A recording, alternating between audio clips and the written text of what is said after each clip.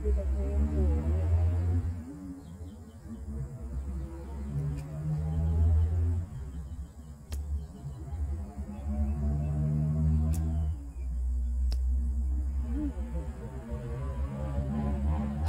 Tinan nyo yung bulaklak. Pag mainit, nadadry na siya. Hindi na siya nagtutuloy. Ganito, alisin lang yung mga tulungan mo din yung halaman na ano siya ayan, tingnan nyo, nadadry, hindi siya nagtutuloy, nakita nyo, nadadry.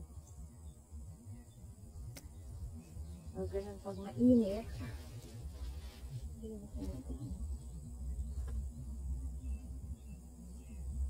pero pagdating ng ano, pag lumamig na ulit, magbubulak lang na ulit siya.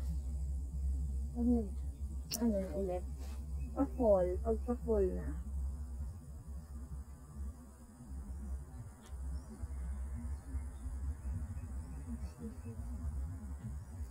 Umiinit na kasi. Tulungan natin siyang para hindi masyadong mabigat.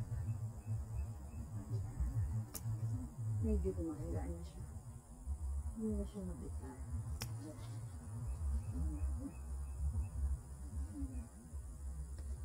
Ang daming dito.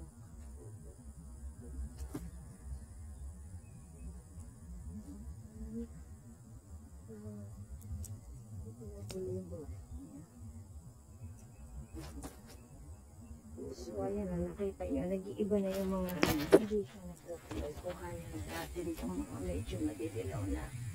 Mahihilig na naman yan eh. So, kuhanin na natin yan. Kasi hindi ko pa alam, medyo hindi pa. Hindi tayo ng dalawang ampalaya. Ito lang ating harvest for today. Yung talong natin, ang dami pang malalaki. Ayun, meron pa doon. Meron pa yata ako, pero ito payat pa kasi. Tingnan natin kung ano pa pwede natin i-harvest. Ay, meron dito isa. I-harvest natin ito. Ito yung transfer ko kagabi. Kahit alas 8 na ng gabi ay nandito pa tayo. Kasi,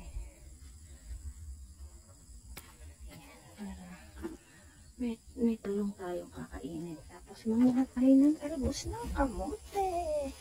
Mananalbos tayo para kumain tayo ng talbos.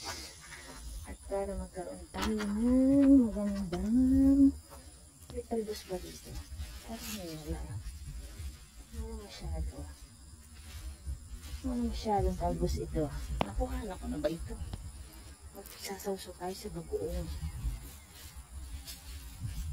Kaya kung mapapadami na naman ang kain